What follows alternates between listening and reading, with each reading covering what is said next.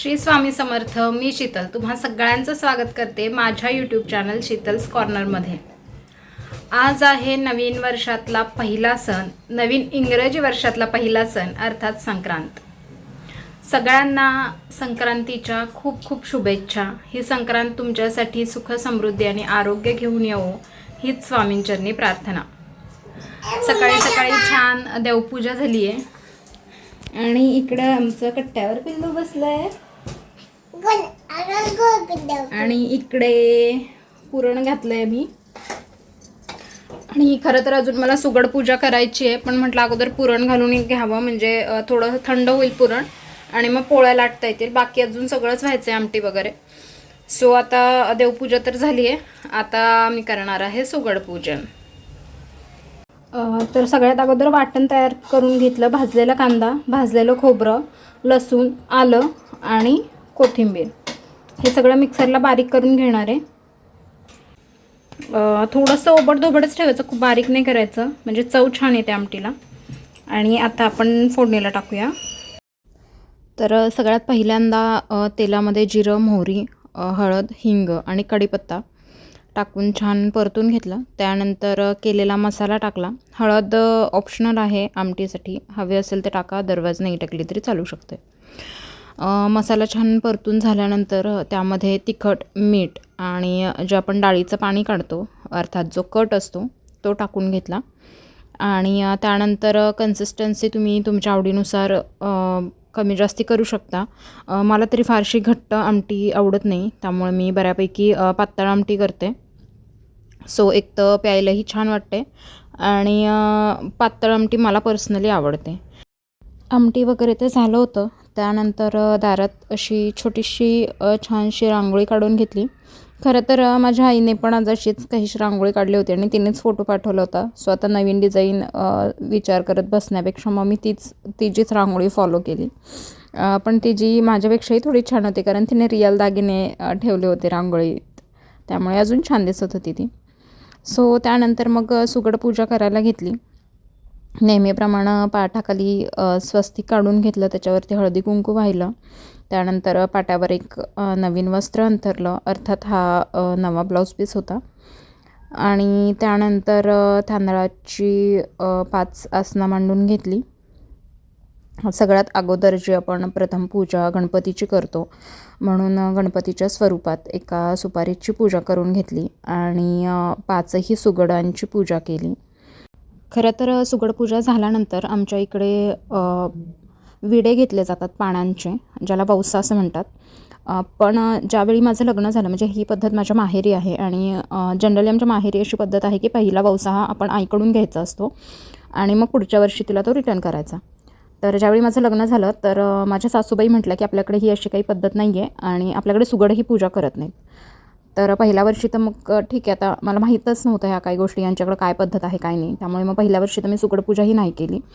पण दुसऱ्या वर्षी मात्र त्यांचा मला फोन आला की नाही, आता करतात सगळी पूजा वगैरे, तर तू सुगड पूजा कर, फक्त विडे घेऊ नको. मग ठीक आहे, मग मी त्यांच्या म्हणण्यानुसार मग सुगड पूजा केली. तिसऱ्या वर्षी मला त्यांचा फोन आला की अगं नाही, आता बऱ्याच नवीन मुली विडेसुद्धा घेतात, तर तू घेऊ शकते. आणि मला हे थोडंसं विचित्र वाटलं, म्हणजे दरवर्षी प्रथा वेगळी होती आहे, काय होती आहे. सो मग मी ते स्किप केलं, कारण मला ते फारसं नाही पटलं. कारण आमच्या इकडे खूप मान आहे या विड्यांना किंवा संक्रांतीच्या वौशाला. आणि आईचा वौसा पहिला घेतला जातो, त्यानंतर पुढच्या वर्षी तिला तो दिला जातो. असं नाही की आपणच मनाने विडे ठेवले आणि त्याची पूजा केली आणि घेतलं. सो त्यामुळे मग मला तो पूर्ण प्रकारच थोडासा विचित्र वाटला. म्हटलं ठीक आहे, आता माझ्या लग्नानंतर पहिलं वर्ष मी गेल्या वर्षी जे केलं, तर मी सुगड पूजा केली आहे, तर मी फक्त सुगड पूजाच कंटिन्यू करेन. कारण मला त्या स्वतःच थोड्याशा डाऊटफुल वाटल्या, कारण त्या आता कधी विडे वगैरे घेतच नाही. इव्हन त्यांनी मे बी सुगड पूजाही आजपर्यंत कधी केली नाही. त्यामुळे मग मी सुद्धा म्हटलं की आपल्याला माहीत नाही एक्झॅक्टली या पद्धतीतलं, तर मग ठीक आहे, आपणही नको विडे कंटिन्यू करायला. आणि मग मी फक्त सुगड पूजाच करते. आणि म्हणून खरं तर मी विडे वगैरे घेत नाही किंवा मंदिरात जाऊन जी पूजा केली जाते मी ते करत नाही.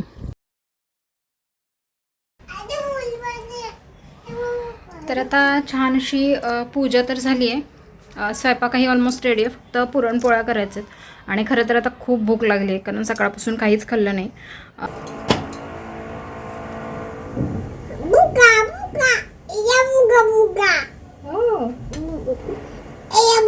पोळी फुगली आहे चांगली आणि त्याचा आनंद बघा अर्चूच्या चेहऱ्यावर आहे की नाही.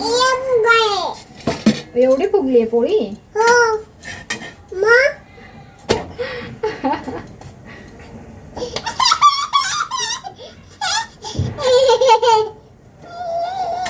अरे बापरे, कोण खाणार आहे पुरणपोळी?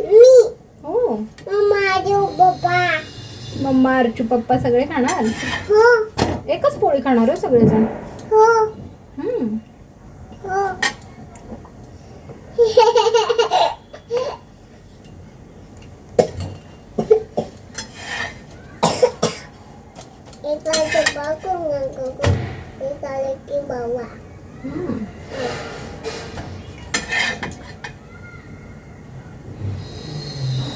असू दे.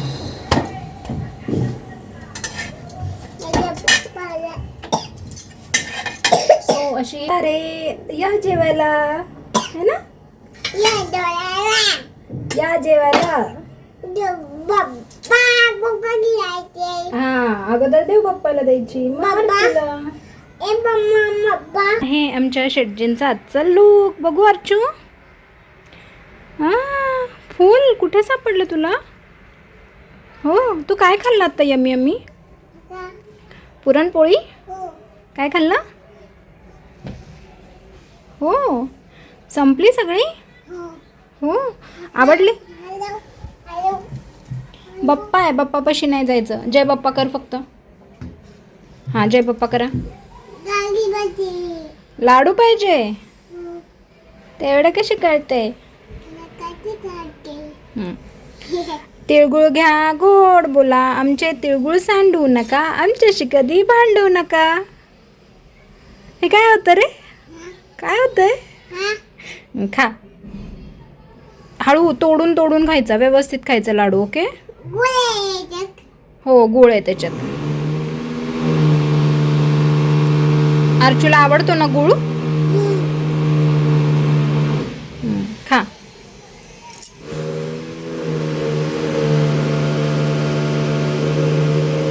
इथे काय केलंय? जय बाप्पा. हा, रांगोळी. हा, रांगोळी पुसायची नाही. जय बाप्पाला हात लावायचा नाही. लांबून बघायचा बाप्पा. ठीक आहे? गुड बॉय आहे ना तू? आता मम्मा पुरणपोळी करायला जाते. हा, तू व्यवस्थित बस, हात लावू नको बाप्पाला. आणि काल ज्यावेळी थोडं सामान आणायला गेले होते तर हे लाखेचे चुडे दिसले मला तिथे. तर मी दर संक्रांतीला आवर्जून लाखेचे चुडे घेऊन येते आणि घालते. जनरली मी जे गोल्डन कलरचे असतात ना, जे गोल्डन असतात ते आणते, पण ह्यावेळी हे असे रेड छान वाटले मला. आणि यावेळी म्हणतात की पिवळा रंगावर संक्रांत आली आहे, तर थोडंसं गोल्डन दागिने वगैरे सगळ्यात साड्या वगैरे अवॉइड करा, म्हणून मग मी ते न घेता हे असे रेड कलरचे घेतले आणि खूप छान येते. हे खरं तर गॅसवरती गरम करून कट करून वगैरे ते घातले जातात, पण ऑलरेडी थोडी मोठी साईज होती, व्यवस्थित माझ्या हातात गेले. म्हटलं नको आता उचापती करायला. सो डायरेक्टच घातलेत मी तरी.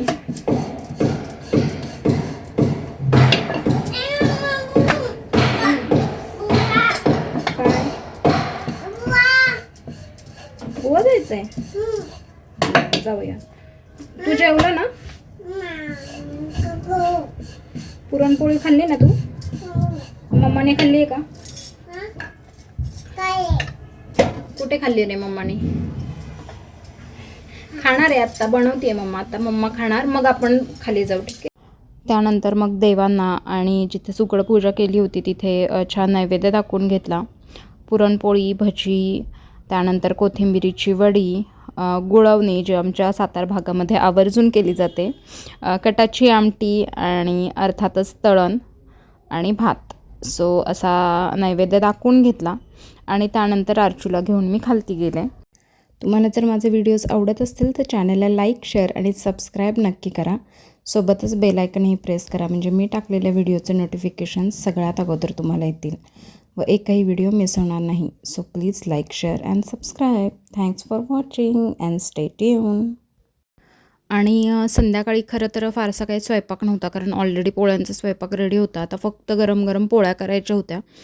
त्यामुळे मग म्हटलं तिळाची वडीसुद्धा करून घ्यावी, कारण ऑलरेडी मी तिळाचे लाडू केले होते 2-3 दिवसापूर्वी, जे आम्ही ऑलमोस्ट संपवत आणले होते आणि मला 2 दिवसांनी हळदी कुंकू करायचं होतं. तर त्यासाठी मला वडी लागणार होती बायकांना वाटण्यासाठी, प्लस अर्चितचं बोरणानंही करायचं होतं. त्यामुळे मग वडी लागणार होती मला आणि आज वेळ होता, प्लस बाकी कुठलाही स्वयंपाक नव्हता. त्यामुळे म्हटलं चला वडी करून घ्यावी. आणि नॉर्मल प्रमाण आहे की 1 चमचा तुपामध्ये 1 वाटी गूळ घालायचा आणि तो व्यवस्थित वितळेपर्यंत छान त्याला गरम करायचा. पाण्यामध्ये थोडंसं टाकून बघायचं, त्याची गोळी बनली की लगेचच त्याच्यात 1 वाटी तीळ घालायचे. फार कडक पण नाही करायचा पाक आणि कच्चाही नाही ठेवायचा. आणि यामध्येच ज्यावेळी मी गूळ वितळवून घेतला होता त्याच वेळी त्यामध्ये वेलची पूडही घातली होती, ज्याने वडीला खूप छान टेस्ट येते. आणि लगेचच छान तुपाने ग्रीस केलेला पोळपाट लाटण्यावरती हे मिश्रण घ्यायचं. 1-2 मिनटं थोडंसं थंड होऊ द्यायचं आणि त्यानंतर तुम्हाला जेवढ्या जाडीची वडी हवी असेल तेवढ्या जाडीपर्यंत ते छान पातळ लाटून घ्यायचं. शक्यतो पातळ लाटायचं म्हणजे वडी छान कुरकुरीत बनते. आणि मग मी असं फिरकीच्या साहाय्याने त्याच्यावर कट्स दिले होते. तुम्ही सुरीचा किंवा पिझ्झा कटरचाही वापर करू शकता. आणि थोडंसं जपून करायचं, कारण गूळ फार गरम असतो, हाताला चटके बसतात खरं तर. आणि खरं तर चिक्कीची प्रोसेस ही त्यातल्या त्यात सोपी तरी आहे. लाडू वळताना तर खूप जास्त हाताला चटके बसतात, कारण खूप गरम गरम लाडू वळावा लागतो. त्यामुळे मग आता म्हटलं चला, आता ऑलरेडी मी लाडू केले होते, सो म्हटलं आता चिक्की बनवूया.